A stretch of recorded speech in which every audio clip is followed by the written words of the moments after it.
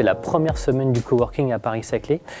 C'est une initiative qui est née d'un groupe de travail. 5 lieux d'innovation de Paris-Saclay, 5 structures se sont réunies dans le cadre en fait, d'une communauté plus large qui est la communauté des lieux d'innovation que l'EPA Paris-Saclay anime avec le concours des 3 comités d'agglomération et des 2 pôles académiques donc de ce cluster de Paris-Saclay.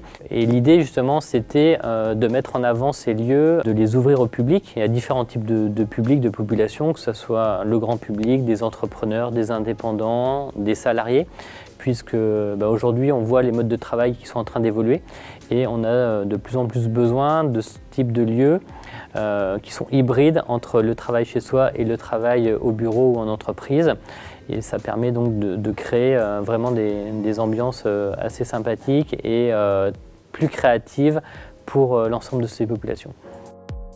Les 5 lieux qui ont composé justement ce groupe de travail des lieux de coworking de Paris-Saclay sont le 21, qui est un tout nouveau pour le coup espace de coworking à Orsay, sur le plateau de Saclay.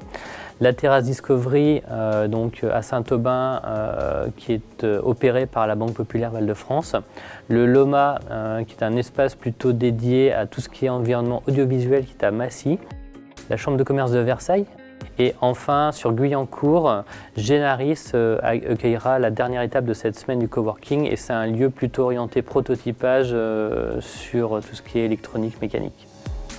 Alors aujourd'hui, nous sommes à la terrasse Discovery, la deuxième étape de cette semaine du coworking. Donc évidemment, il propose différents types d'espaces. C'est aussi un espace qui va accueillir des formations puisqu'il y a un nombre de salles de réunion assez importantes.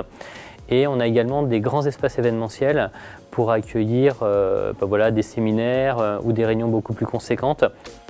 Il y a une vraie aussi prise de conscience et de mise en action des régions pour créer ce type de tiers-lieux qui va permettre un petit peu de réconcilier le travail full bureau et le travail complètement à la maison et qui sont donc des lieux intermédiaires mais également donc de partage où on va pouvoir retrouver un petit peu une hybridation de ce qu'on retrouve au bureau et de ce qu'on peut retrouver à la maison en termes de confort de travail.